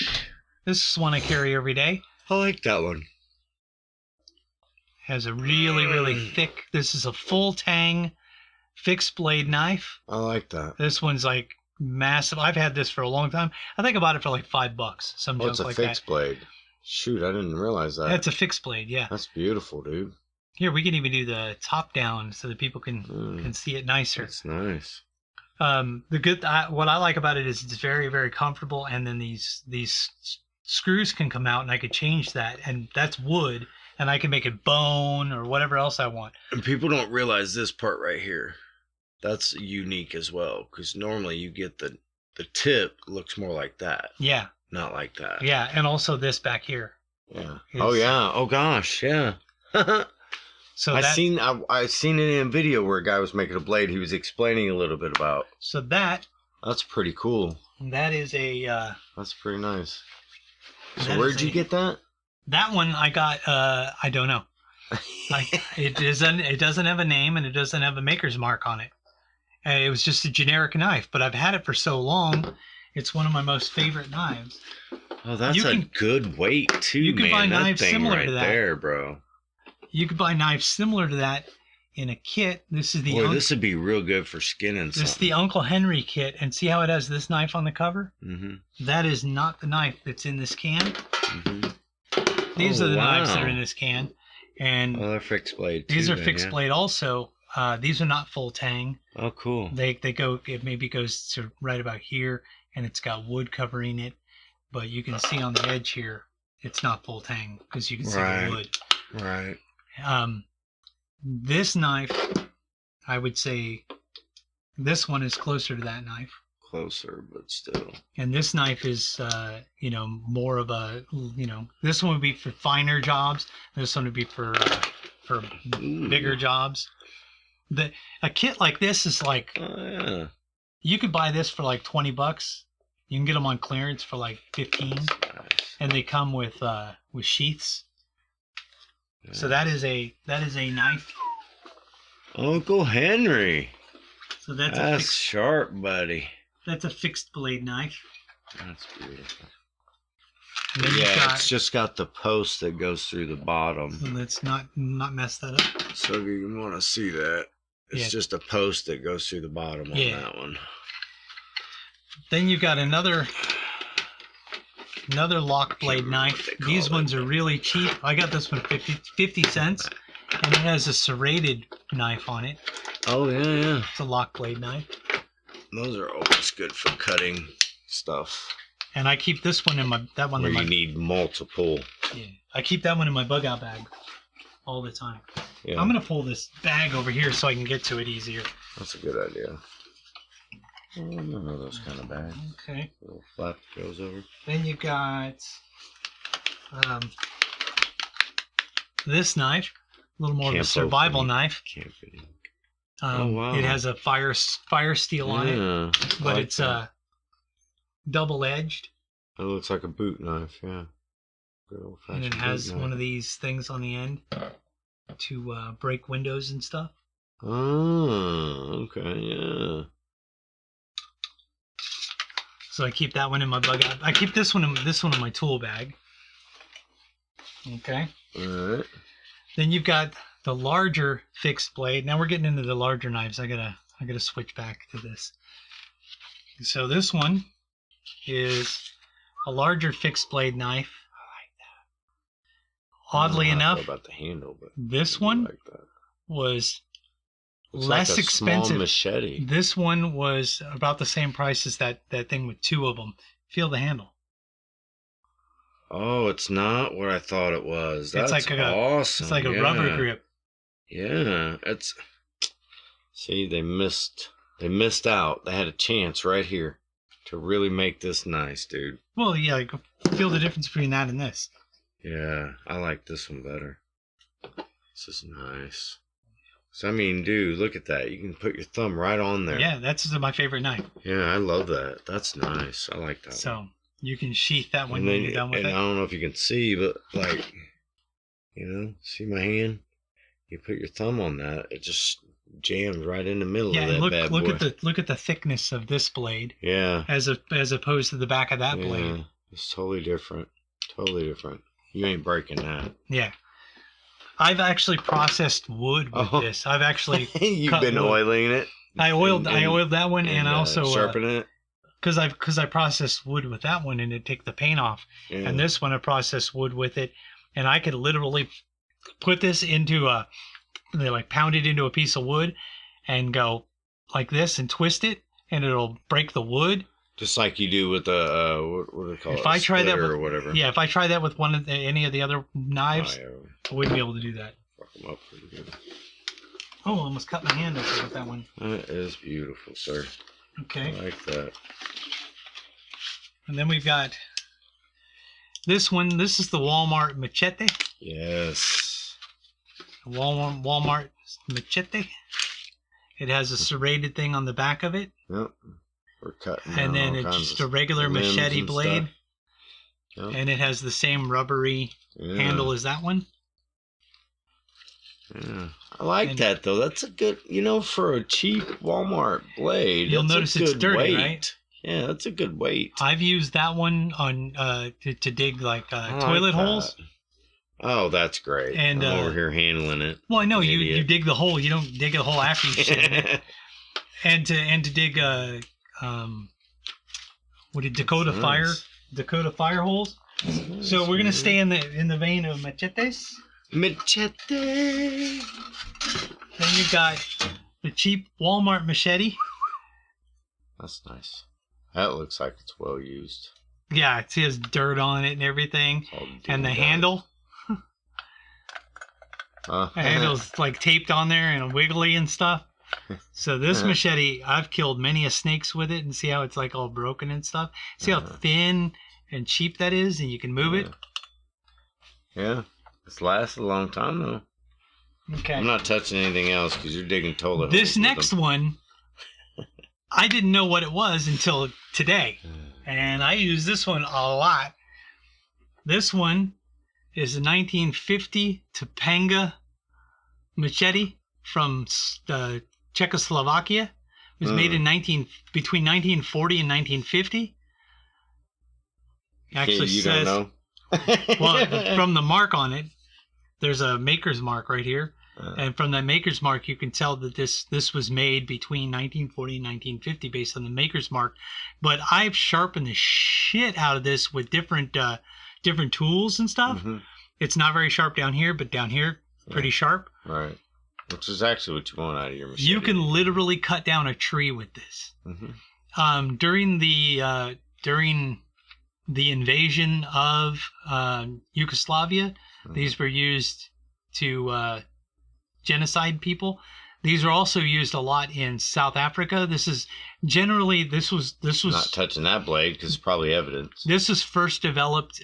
This shape was first developed in South Africa, East Africa, and a lot of genocide happened at the hand of these blades. This is a good chopping blade. A lot blade. of war. Good chopping blade. They also this is Takes also off limbs. They also call this type of blade. Sometimes they call it a cane blade. A cane blade, but it's as a cane. Not to be mistaken with panga. Panga is a different blade. It's more rounded. It's like that other one. This one is it's called a Topanga blade, the way it's shaped. But this one specifically is from Yugoslavia. The handle was a wooden handle that still has part of the old wooden handle on it, right there. But I put a piece of leather on it and taped it with Gorilla Tape because I didn't want it to hurt me. So still want to be able to use it. Yeah. The blade's fine. The handle's what sucks. So then you get into other tools. So you've got other cutting tools. Could be for scissors. So all of these knives could be used for processing firewood into finer things. Right. Processing animals. Cleaning and processing animals. Yep. Cutting cordage and cutting clothing and doing different utility things. Sometimes people put cutting tools, like I have scissors in my bug out bag. I've got a small pair, actually a really tiny pair of these in my bug out bag. But you keep scissors in your bug out bag. Keep your hair cut short, your beard cut short, all kinds of stuff like that. Now we get into saws. Because you're not going to be out there shaving, You've got How long is your razor going to last? You're going to have to use your knife for that kind of stuff. This is a shark tooth saw, really I like cheap. That. That's cool. Cheap shark tooth saw, but this one, even though it's cheap, the handle can come off, so you can store it easier. But this is extremely good at cutting wood, especially small branches or whatever. Yeah. I've cut trees, as big around awesome. as big and quickly. Really quick. The teeth This are will cut great. really well. Yeah, those teeth are great. Okay, another saw. This one is a thin. It's called a pull saw. Pull saw. Yeah. This is based on a Japanese saw. The Japanese had saws like this, and you'll notice that there's large teeth on this end, small teeth on that end. That's cool. So this is a rough cut and fine cut, and this is a double teeth. I don't know if you can see that they're double. Yeah. And on this side, I don't know if they can. Single. It's just single, yeah. And again, it has this little thing so you can take the blade off and put it away. But that is a like a Japanese style pull saw. And this one, you can do a lot of work with this one. You could. Yeah, I was looking at it. That's pretty cool. You can cut. They do a lot of furniture work with that kind of a saw. Okay. And then you got this kind of saw. This one actually is from my bug out bag. That's what I'm gonna get. These originally were called Silkies. It has a button here. You push the button here. You push the button. It's a lock blade. Limb blades. Now so good. They have some where the blade itself is straight, like this one. This one's better for making straight cuts for building stuff. If you want precise cuts, they also have rounded blades, and the rounded blades are better for cutting limbs. And basically cutting through the ones wood. that are curved. Yeah. This one also has a double knife or a double edge, double tooth thing. Another cool thing about this one is you can cut above you like that. So I have this one. That's awesome. This one I think is an 8-inch blade. My wife's bug out bag, she has one that's longer than this. And then there's ones like this that go on poles. So these are known to break, he says. Yeah. Richie says these are known to break. Well, this one's a Fisker, and it's sort of rigid, but when you're cutting it, you got to be really careful that it doesn't pinch, and if it starts to pinch, then it'll break. So, which is true, yeah. Thanks for pointing that out. All right. Well, that's not done. I didn't have examples of this next thing, so I just brought the closest thing I could. Other cutting tools You've shown that one before, I think. This is a little mini hatchet. A hatchet is a one-handed axe type tool. Then you have the two-handed axe, like a wood axe. Hatchets are generally smaller and have a thinner, narrower blade. Axes generally are, two-handed or a larger head, and they have maybe a wider cutting surface where it goes from small to wide, in order so you could cut down trees and stuff. In this family, you also have tomahawks, but tomahawks were actually more of a weapon to be thrown or to be hit somebody with. But you can use a tomahawk to cut down trees and process wood and stuff like that. So this goes in the axe family. So cutting tools, you've got knives, scissors, saws, hatchets, axes. I'm sure I missed something. There's many. Oh. Yeah, I did miss something. I missed something. Mm-hmm. Guess what I missed? The one I could see. I missed this one. I just assumed you'd change mine. This is a folding saw that I have the blade. What is with the handle? That's cool. It's actually designed so you can pop this down, take it apart. The blade comes off, and there are some that are folding where it has a hinge here and here, and you could fold them. I use this one a lot. This is fiberglass. Yeah, that's a decent one though. And this handle help, I bet. I don't know if you can see those teeth. See how large those teeth are? Yeah, buddy. Okay, this is for rough cut, but it cuts really fast. It's slow to get started. Yeah. But once you do, you can cut down a tree with this thing, bro. Yes. You can go off with that thing. Yeah. So the Outpost Survival tip of the week this week is cutting tools. Cutting tools. So the 10 C's of survival this week was cutting tools. Next week we're going to do combustion. We're going to talk about combustion next week. So Outpost Survival tip of the week. Boom. In the bag. 420. Oh, it is 420. Boom. Okay, I'll be right back. That's why. Sorry, I thought you meant it's time to smoke. My bad. That's why I put it on like that. So that way you can read it. That's cool, man. Man, we are almost it's Memorial Day only weekend. got a half hour left, bro. You know what that means? No. One extra day that I get to smoke weed all day. Because at work, I have to take breaks to smoke weed. And so since it's Memorial Day and you're supposed to remember the dead folks, I say smoke 2 for the homies.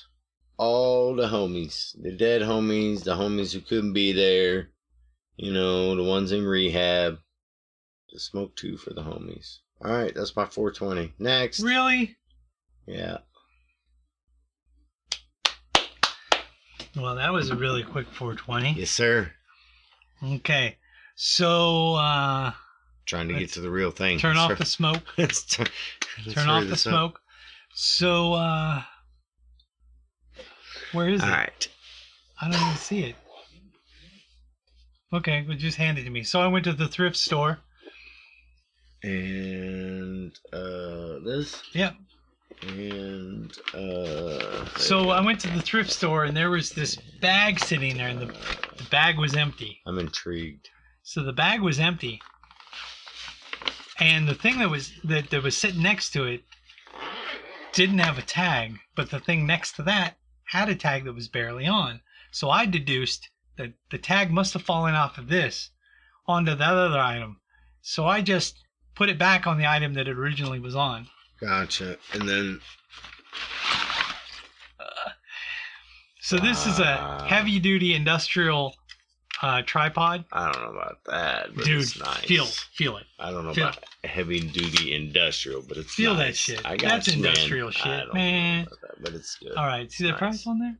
I know, $3. And it has I don't know what the hell that is. What? Tilt lock control, whatever. Yeah. What's that? Reflectives. I don't have any There's a idea reflecty what that's thing about, right there. But... Okay.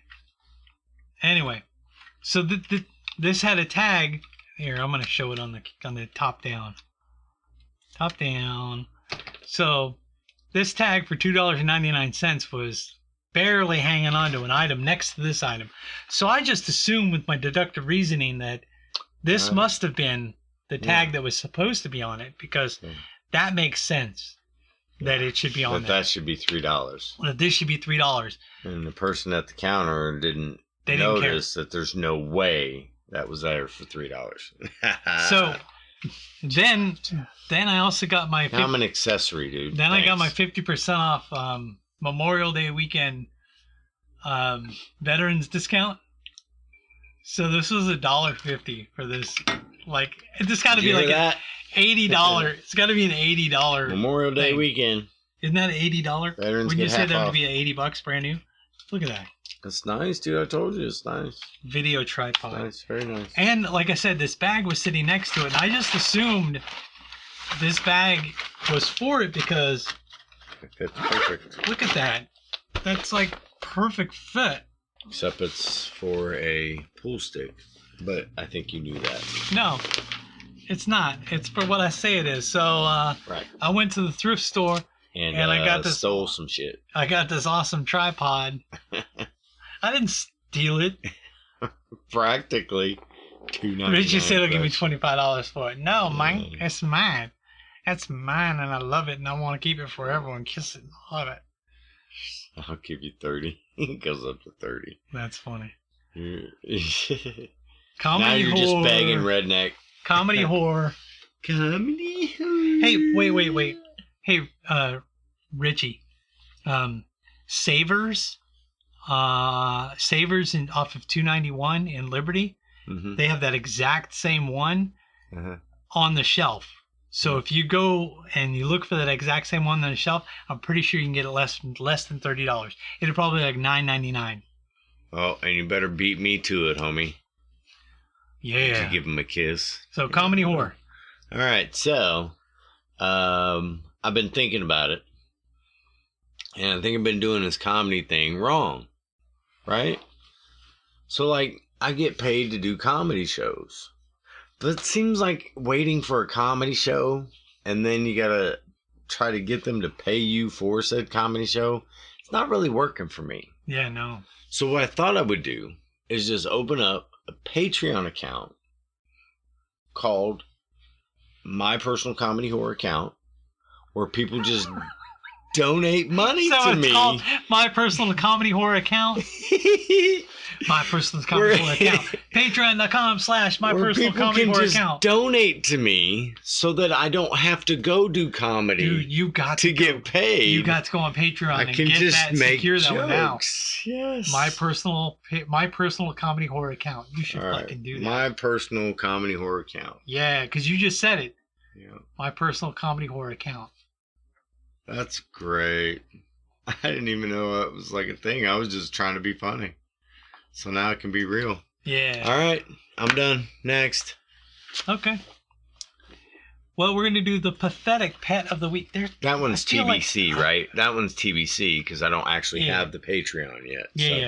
Yeah. That's to be continued. Okay. Today's pathetic pet of the week is...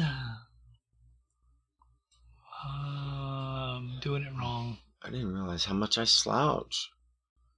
I gotta let that barrel chest just stick out a little bit. Well, where the hell is it? Just kidding. I was trying to get my oldest to like sit gonna- up straight because she sits like this. And she's beastly too, so it looks like she's just sitting there ready to fight. There. Boom. You know, and she's just watching YouTube. It's nothing big, but The pathetic pet of the week this week Teach is her lady sit up. Mary. Get that chin up. This is Mary. Like you got somebody's hand on your back, just holding you. Just push You you see forward. Mary? Push you forward. She was like, Daddy, it hurts my back. This is Mary. All right. Mary is I a know, I'm just female, jabber-jawing short about hair. shit. She just got Short hair. That's a hairless She where the just got- hair grew back. She just got fixed recently. Wow. She's like 2 weeks ago. Skinny. 2 weeks ago, Monday, she got fixed. She's really tiny, and her eyes are huge. No, her eyes are not huge. She's just really tiny. She's got like really cute eyes. Here, let's see. Normal size eyes on a miniature body. That's what it is. Gotta move this. Kind of like Christina Ricci. Why is it not letting me see it? Huge, big alien There it eyes. is. You know, like big 6'4" volleyball player eyes on a little 4'10" frame. Christina Ricci. There. Oh my gosh. Look at that cat. So skinny. So that Looks like a cool ass cat though. that is Mary. Yeah. Mary is a short hair female. She's been spayed recently. She lives in a home where the people who have her can't take care of her anymore, Oh. and she would like to be adopted by She's somebody. cute. If you would like to adopt Mary, you can either message us on Facebook or call 816-399-0099, 816-399-0099, and say you're interested in adopting Mary. There is no adoption fee. What? No adoption fee because she's at my house. She's sitting in my house. You want a cat? I did not want a cat. No. But So, now I'm yeah. looking at this one thinking if I was ever going to get one. So that's Mary. So if y'all want to Mary. get married, you better hurry up before Mary. I change my mind and decide that I'm going to make my Dude, kids' dreams You come can true. have Mary anytime you want. Is she really at your house? Yeah, Really? she just got fixed. Oh. She's staying at our so house because cute. we had her in a kennel. Mhm. I don't know if you could see. Let's see if I can pull it up on the other one. You can't see it. She had jumped up on the kennel multiple times Mhm. and made a little bald spot on her head right here. Aw. There's a little bald spot on the tip of her head, on the top of her head right there, where she kept hitting the top of the kennel. But she totally wants to be adopted. What's going on in there? Pathetic Pet of the Week, Mary. Call Mm. 816-399-0099 if you want to get Mary, the Pathetic Pet of the Week. Now, I mentioned that last week I was trying to do a magic trick, and I was trying to do it over the interwebs, and my wife was trying to help me, but she couldn't help me because this is the kind of trick where you need two people. So I'm going to have you do it with me, okay? So we're going to do this. We're going to do this part first. I need you to pick. Who, me? Yeah, I need you to pick. I need you to pick 9 cards 9? randomly. 9. What? I can. 9 cards. That's ridiculous. Just any 9 cards. That's ridiculous. I don't understand. Any 9 cards. Hang on. Let me count them first. And when I do this trick, what I'm going to try to do is not look at the camera. I'm going to do the magic trick, and I'm not going to look at the camera. Look at that, dude. You got 9? Can you believe Okay. it? 1, Okay. 2, 3, 4, 5, 6, 7, 8, 9. Take Oh, one shit. out to be yours and don't show it to me. And remember what it is. Take one out That'll be yours. to be mine, And give me the rest. and then give you the rest. Okay. You can look at your Oh, card. wow. I Look- could feel it. Look at your card. Wow. What? I could feel it. Don't tell me. I got it. Show everybody else your card. Okay. Now put your card on top here. Face down. Oh, that's terrible. That's So- the card I picked. So this is his card. Wow. That's your card. Okay. Yes. So what we're going to do is we're going to mix up the card in the deck of cards. So now his card is mixed up in there. We're going to switch to the top down. Top down. Okay, what I'm going to do is I'm going to place these cards one at a time.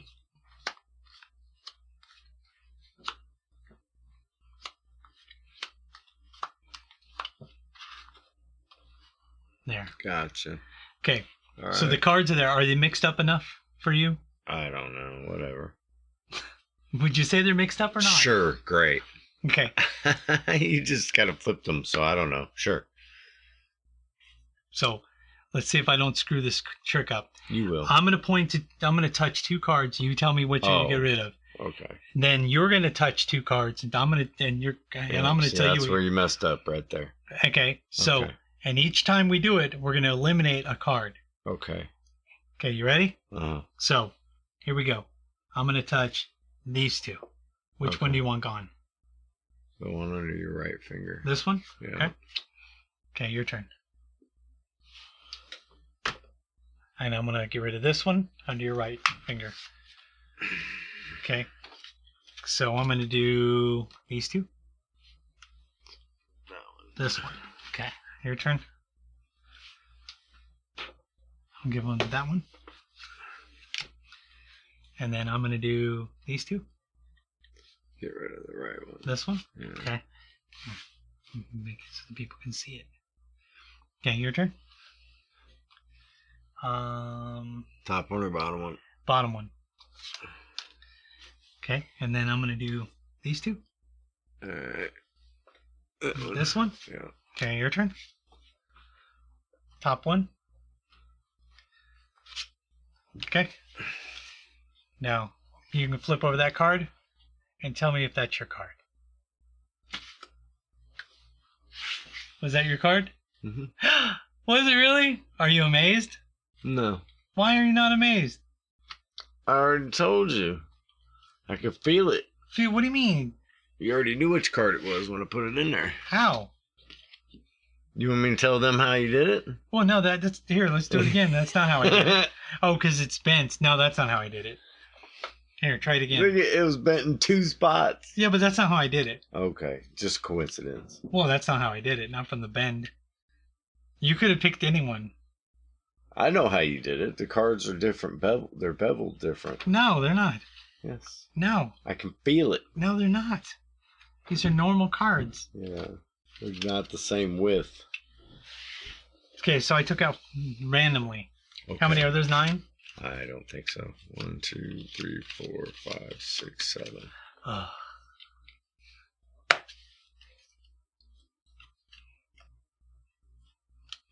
Okay, pick one.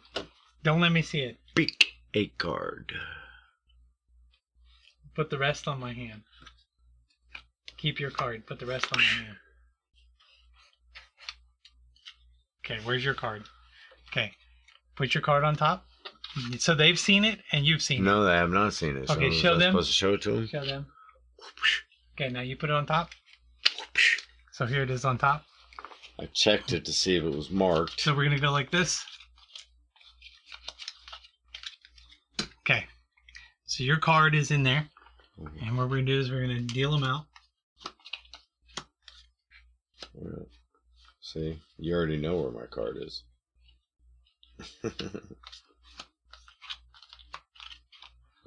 Okay. You want me to mix them up? No? It's the same thing. Okay, go. Top. Okay. Your turn. Left. Top. Bottom. Okay. Bottom.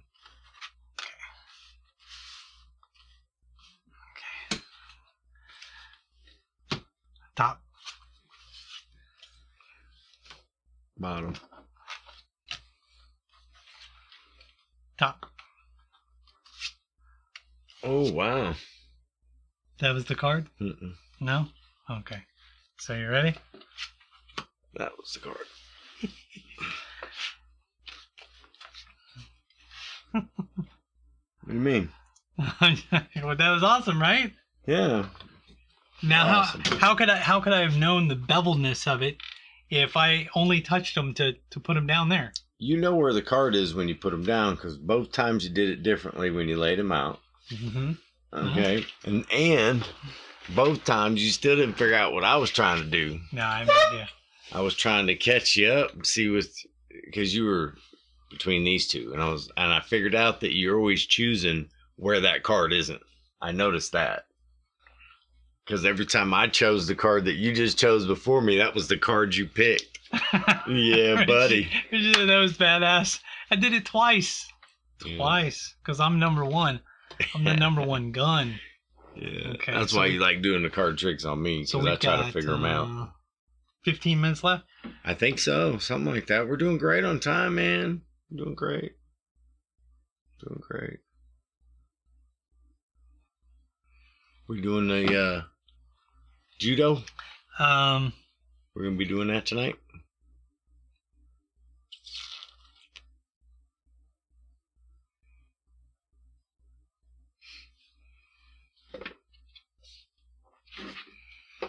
yeah, we'll do it. We'll do the comedy judo, but we're gonna do it different this time. All right. We're gonna do it different this time. How so? Well, she's gonna message it to me. She's gonna send it to me, Mm-hmm. and then I'm gonna save it so that other people can see it. So we'll have like 10 seconds where we can see it before other people see it. Okay. Interesting. And see if people want to post their own joke in the Yeah. comments. That'd be kind of cool. Boom.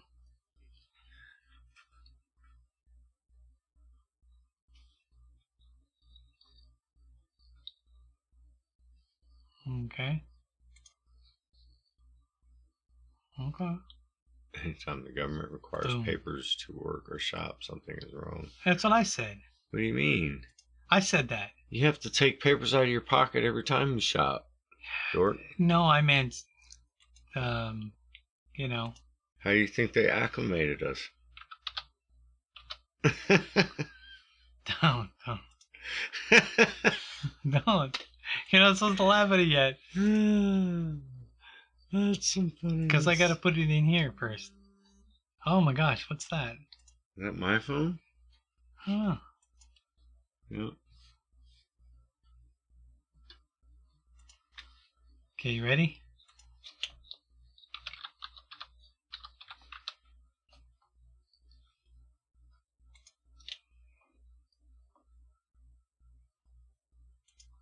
Browse. Okay. Boom. There we go. But I got to make it small enough for everybody to see it. It's awesome, dude. That is so funny. Can you read it? Can you see it? I cannot read them. No. You can't read them? Okay, so we'll let people see that one, right? And then what I'll do is I will just open it up so that we can see it separately from them. Okay? Okay. Okay. Oh, I almost said a bad word. Uh-oh.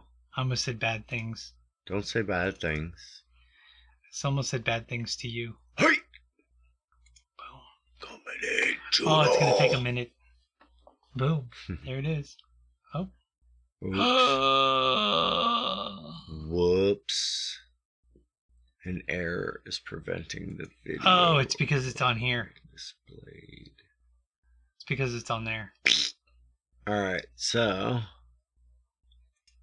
what is that? The vaccine card as a tattoo?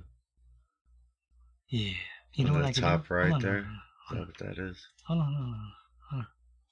I got it.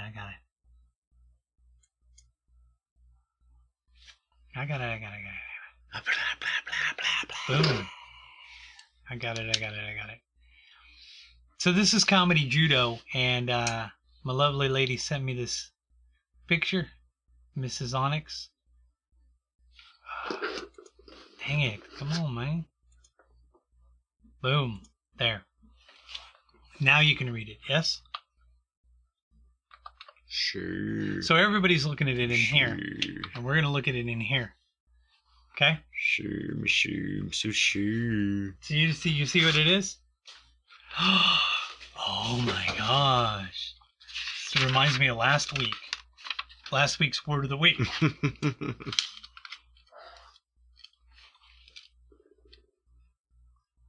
Last week's word of the week. Word of the week.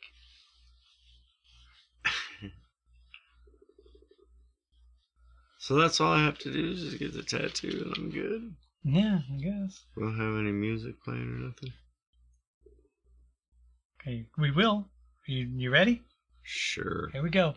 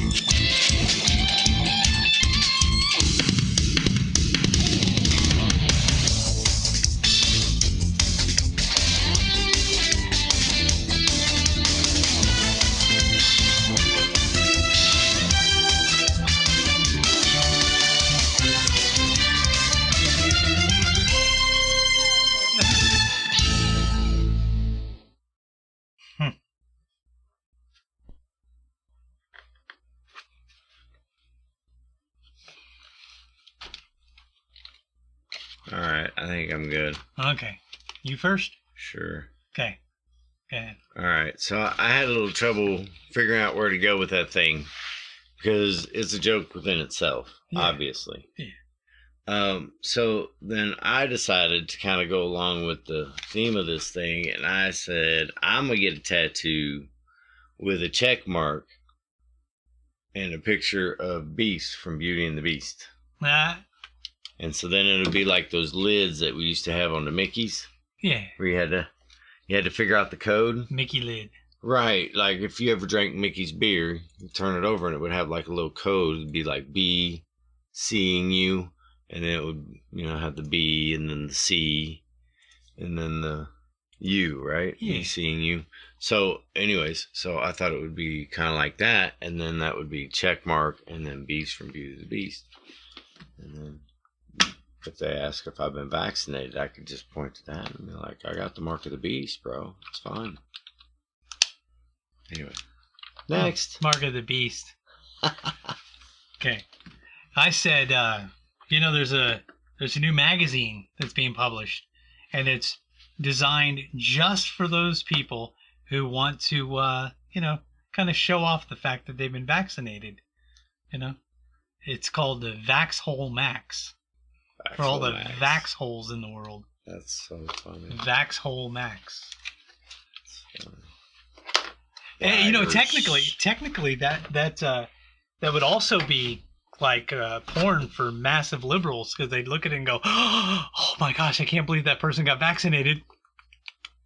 It's so weird too, because it's like people don't understand. So like, sexy, so fun. I got a free vaccine. Oh, they're gonna give me $1 million if I win this lottery. And I'm thinking, okay, but you do know who pays for those things, right? Like the person who wins the $1 million is one of the people that's gonna have to pay the taxes that pays the person the $1 million. Yep. Can you These believe? People don't get that. They have no idea what's happening right now. Can you believe we have 8 minutes left? We've done a shit ton in the show today. Great show today so far. Listen. Very few people buy a ton of shit, Jeff. Yeah. Okay. Actually, a lot of people buy a ton of shit. If you're going to have to need a lot of people buy it to sell a ton worth. Yes. Fan mail. Unless you know a good pig farmer. Don't forget, if you want to send us fan mail, you can send fan mail care of Comedy Vets, P.O. Box 369, Lathrop, Missouri 64465. Send fan mail. And if you're sending it to me, it's not called fan mail. You simply mark it hate mail. That's spelled M-A-L-E. And then same P.O. Box 369. Then I'll know it's for me, and Jeff will know not to open it. I should make a caption just for you. Because, we don't want to traumatize Jeff with all the death threats. All right? You could also go to marriedwithcomedy.com to look at the archives. This show, even though we do it live Friday, will be in the archives on the website tomorrow.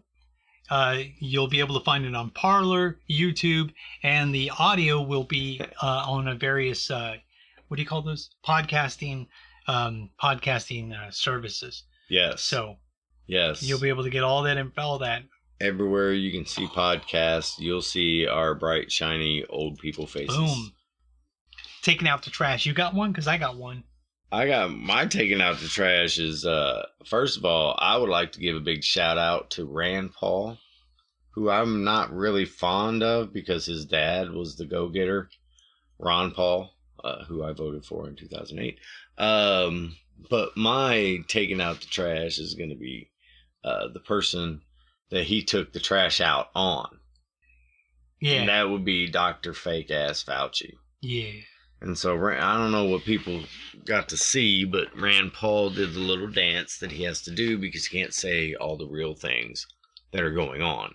But he basically called Fauci out to task for being involved in the creation of not necessarily the Wuhan virus, because there is no proof, but gain of function research, where they take a virus that already exists and they amp it up, increase it, make it more viral, make it more contagious, so on and so forth. But that his financing and his recommendations were being utilized to fund that type of research, but not just in the United States, but over in China. Yeah. So I want you to think about this for a second, because that would totally explain why the guy started out telling the truth, which is that masks mitigate very little when it comes to transmitting disease. Okay? What it does is it traps it into your face. So the only person you're making sick is yourself. But anyways, the whole point is that it doesn't mitigate, it simply slows the spread of the infection, which will continue. So he came out saying that, and then changed his mind. And then now he's changed his mind back finally. Yeah. And so it's not so much the flip-flopping, because you expect that from career politicians like Jim Crow Joe and Dr. Fake-Ass Fauci. You know what I'm saying? So we call it the Chinese virus. You don't expect them to be honest, but the funny thing comes from China. The funny thing is that to me, the people could not remember from his first conversations where he said, you don't need to wear a mask, to 2 weeks later when the conversation turned and he was like, oh my God, if we don't wear a mask, we're all going to die. And people couldn't remember the 2 weeks earlier when he had said that. Dude, he's flip-flopped so many times, bro. Well, and that's what I'm saying. How do people listen to that and not understand that there is a game afoot? Something's going down. And maybe I'm smarter than I think I am, but it seems like it's in our faces. It's out there. The information is there to be grabbed. You know, there's stuff going on right now that I've been telling people about for 10 years. The stuff with NAMBLA that you told me about, the bestiality in Canada that I thought was ridiculously impossible, that Jeff called 10 years ago when we met each other. It's just insane. And I see all this stuff going down, and it just, it's frustrating to think that people have become so simply misled. Right? No. Like, remember George Floyd's name. Oh, why? Look, I understand the guy died, and maybe unnecessarily. The way the coroner said, the guy was going to die no matter what. And there's very little evidence that the guy's knee is what caused that death. He said it was more likely the 3 times the legal or the death limit for the average person of fentanyl in his system, and almost 20 to 30% more than the average OD for a constant fentanyl user in his system. And then you're going to send the cop to prison. But that's a different topic. It's like a crazy thing. No, I'm saying the whole world has gotten to this point where you don't seem to remember. Nobody can follow logic. Nobody remembers from one week to the next. There's a logic trail, bro. There's a logic trail that people cannot follow. It's broken. The trail is broken. They don't. So it's like they get so caught up in picking up the breadcrumbs, they forget they're on a path. Yeah. Here on Facebook, the archives for this are on KC Comedy Radio's Facebook thing, Sorry, Low Entertainment's Facebook thing, and on Comedy Vet's Facebook thing. You can clickety-click on all those and go comedy comment or whatever. But no, my taking out the trash in the next minute. You got 3 minutes? Something like that. Donald Trump called you. Oh, you were going to do the Donald Trump voice. That's funny. My taking out the trash is Target. I went into Target because I needed something, and Walmart was sold out. And that's one of the only reasons I would go to Target is if Walmart is sold out of it, because it's like twice the price at Target for the exact same item. So I go to Target to get this item, and I noticed that the bathroom is a non-gender specific bathroom. But in order to buy the item that I needed to buy, I had to go to the menswear section. And there's a ladies' wear section, and there's a menswear section, and then there's boys and girls. The children's section had boys and girls there. Okay, you're telling me, you hypocritical bastards, that you can have a non-gender specific bathroom, but you don't have non-gender specific departments? Wait, they have a non-gender specific bathroom? Isn't that a unisex bathroom? That's what I'm saying. The same they've had for years? No, it's all the bathrooms. You can go into whatever you want, whatever you identify as. You go into whatever you want if you identify it as. And they've been talking about this for like a year. Really? But you got a menswear section and a ladies' wear section. You fucking hypocrites. Okay, that was Married to Comedy. That's it. Yippah! Boom. Pseudo sponsor. Yeah. Big sunflower seeds.